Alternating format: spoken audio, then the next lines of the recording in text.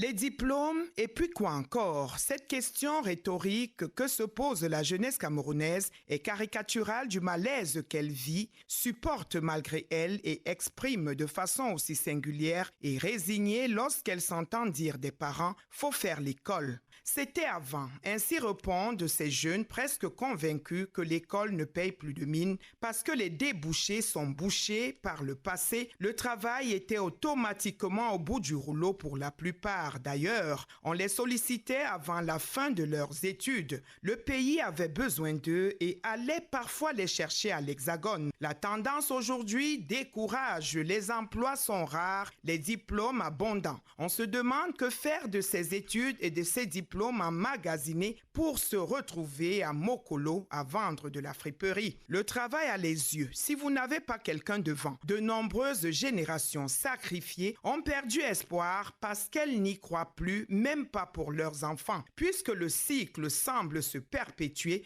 tel un sort et ça donne à réfléchir. Comment faire pour ressusciter des vocations, maintenir la jeunesse qui s'exporte? De nombreuses structures, à l'instar du FNE, le Fonds national de l'emploi, absorbe pourtant chaque année un certain nombre, pas assez certainement pour juguler ce chômage ambiant. Partir est devenu la solution, mais pour combien de jeunes? Le paradis semble être ailleurs, pas chez nous. Et cette idée germe dans les têtes de la plupart et pourtant on est mieux chez soi. Qu'est-ce qui coince? Les formations sont-elles inadéquates à l'offre d'emploi? Ne faut-il pas repenser nos politiques dans ce sens pour mieux juguler le problème? Le FNE, le Fonds national de l'emploi, n'est-il pas à la traîne des stratégies actuelles d'absorption de cette jeunesse qui regarde sans voir, cherche sans trouver? Elle a besoin d'un guide, d'une boussole pour trouver des repères. Ces cris sont stridents. Il faut faire quelque chose pour que cesse ces départs pour un Eldorado imaginaire. Notre pays est riche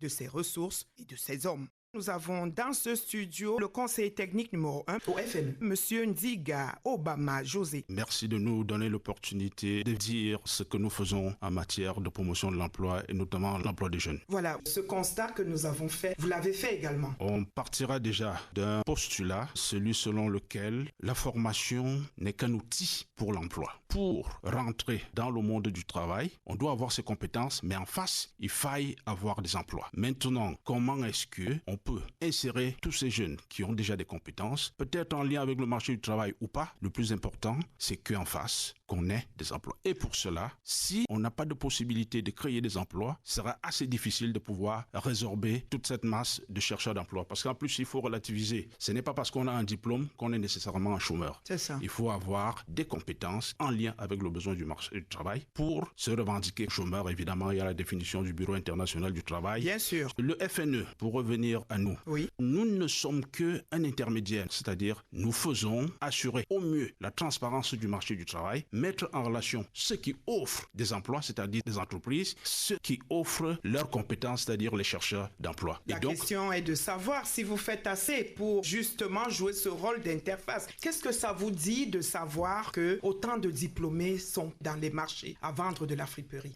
Vous avez certainement des membres de vos familles dans ces situations. Assurément, nous tous, autant que nous sommes dans nos familles, nous avons un frère, un enfant qui est à la recherche d'un emploi. Mais comme je le disais, il y a un ensemble d'éléments qu'il faille prendre en considération. Le premier élément, je l'ai dit, c'est la structure de notre économie. C'est avoir des possibilités d'emploi qui permettent aux jeunes de pouvoir entrer dans le marché du travail. Vous avez relevé effectivement un point qui est important. Oui. Nous avons un potentiel énorme. Il y a pratiquement tout à faire dans notre pays. Il faut voir dans quelle mesure on peut mettre à profit ce que nous avons comme avantage comparatif dans chacune des régions, créer des structures intégrées, des filières à valeur ajoutée, des filières de transformation qui permettraient de créer énormément d'emplois et qui absorberaient ces jeunes autant qu'ils sont. Un exemple, prenez le cas de la ville de Majok, oui, qui est devenue une ville aujourd'hui grâce à l'unité de transformation de sucre qui y est basée. Oui, la Donc, et si vous prenez comme cela, dans chacune de nos régions, on peut créer des unités comme celle-là qui résorberaient énormément de jeunes. D'un autre côté, vous avez ce qu'on appelle des emplois cachés. Vous avez peut-être au niveau de Marois un jeune qui a une compétence, oui, mais qui ne sait pas que on recherche son profil d'hydraulicien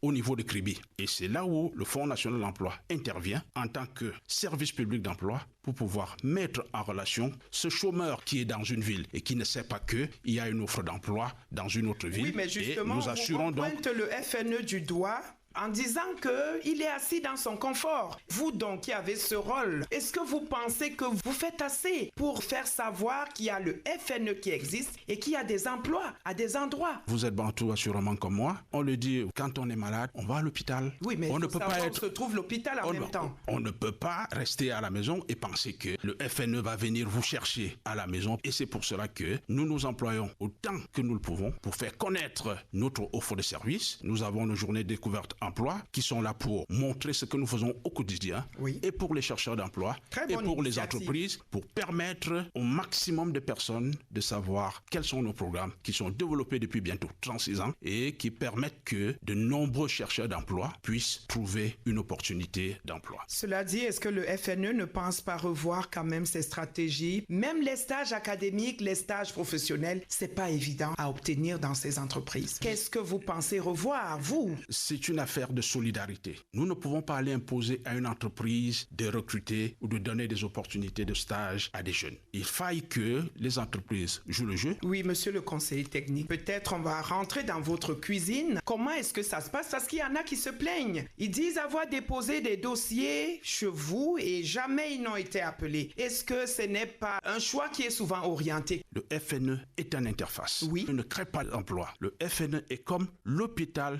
des chercheurs d'emploi. Cela a été entendu. Très bien. Et maintenant, comment vous fonctionnez? Comment vous travaillez? Le chercheur d'emploi qui vient s'inscrit au FNE gratuitement avec des éléments. Sa photocopie de carte nationale d'identité, un CV, photocopie du diplôme le plus élevé. Et s'il a eu à travailler par ailleurs, il apporte des photocopies de ces éléments-là. Quand il vient, il est mis en relation avec un conseiller emploi. C'est lui qui échange avec le demandeur d'emploi. Au cours de cet échange, on fait ce qu'on appelle un bilan professionnel. Qu'est-ce que le chercheur d'emploi a fait? Qu'est-ce qu'il sait faire? Qu'est-ce qu'il souhaite faire? Qu'est-ce que nous pouvons faire ensemble pour l'amener à atteindre l'objectif qui est celui de s'insérer? Au sorti de ce bilan professionnel-là, on bâtit avec le chercheur d'emploi un projet professionnel qui peut, pour ceux qui n'ont pas de compétences, passer par une formation professionnelle qui est payée totalement par le FNE et il a une compétence qui peut permettre qu'il puisse attaquer le marché du travail fort d'un ensemble d'éléments beaucoup plus probants que le diplôme de licence qu'il a amené au moment de l'inscription. Pour ceux qui ont des compétences, on les met directement dans la base de données et quand il y a des offres d'emploi qui répondent à leur profil, nous rentrons dans notre système d'information, nous les mettons à la disposition du... Vous faites des propositions? Nous faisons des propositions. Au demandeur? Oui, qui est le chef d'entreprise. Oui. On a fait un pré-tri qui permet que le chef d'entreprise aille finaliser et qu'il sélectionne le ou les candidats qui répondent à ces besoins. Alors, est-ce qu'on peut dresser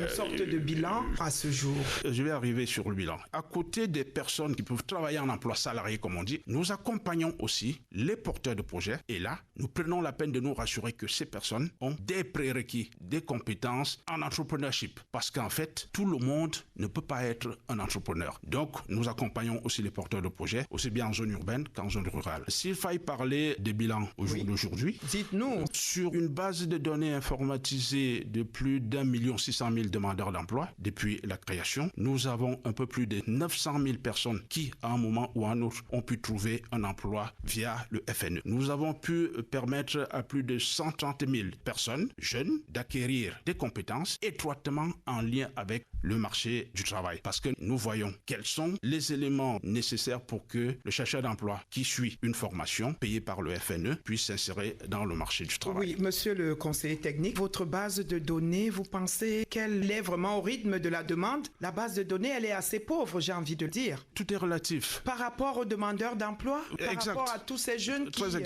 sont au chômage? Si on doit pouvoir rentrer dans le marché du travail, l'hôpital le mieux adapté, c'est le FNE, on vient s'inscrire. Les gens attendent toujours suivre qu'il y a une opportunité pour courir. Il faut peut-être la dernière illustration, oui, c'est la bourse de l'emploi que nous avons organisée il y a quelques semaines à Douala. On a eu près de 3000 chercheurs d'emploi à l'espace de 3 jours. C'est un peu l'une des lacunes qu'on pourrait reprocher à nos jeunes. Chercher du travail est un travail à temps plein. Il faut être curieux, ne pas rester à la maison, ne surtout pas être découragé parce que chacun a un profil, chacun a sa chance. Il y a des gens qui sont arrivés, qui se sont inscrits aujourd'hui aujourd'hui, le jour d'après, ils ont été appelés pour un entretien et ont été recrutés dans une entreprise. Certains diront que c'est leur chance. Mais on vous accuse également de faire un tri orienté. Ça, on l'a dit dans l'enquête que nous avons menée. Comment est-ce que vous pouvez, sur un système informatique, faire un tri orienté? Nous avons un logiciel interne, le Neficis, qui permet que le traitement puisse être automatisé. Si c'était le cas... On l'a entendu, que vous parlez aux vôtres. Et c'est eux qui déposent les dossiers. Alors, les dossiers qui ne sont pas des vôtres, il y a une sélection qui est faite et on ne comprend pas pourquoi. Pour avoir déposé il y a un an, on n'a jamais été appelé. Tout simplement parce que quand on vient avec une licence en lettres, en histoire, aucun employeur au jour d'aujourd'hui ne recherche un titulaire d'une licence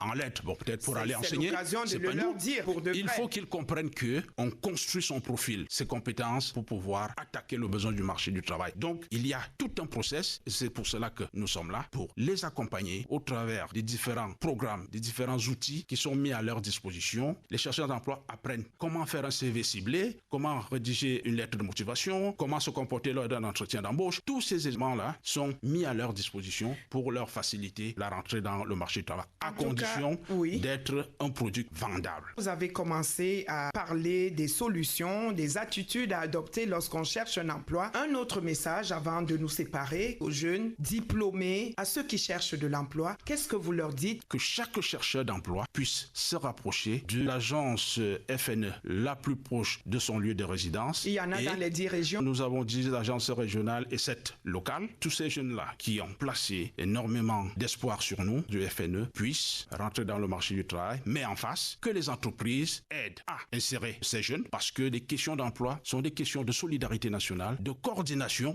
L'emploi coûte énormément cher. Il faille que des ressources conséquentes soient mises à la disposition du FNE pour accompagner au mieux le gouvernement dans cette lutte contre notamment le chômage des jeunes qui nous concerne tous. Je ne sais pas si au terme de cet entretien, on a pu donner un peu de sourire à la jeunesse qui nous écoute. On espère que le message est passé. Monsieur Nzinga Obama José, conseiller technique numéro 1 au FNE, nous vous disons merci d'être passé par ici. C'est moi qui vous remercie.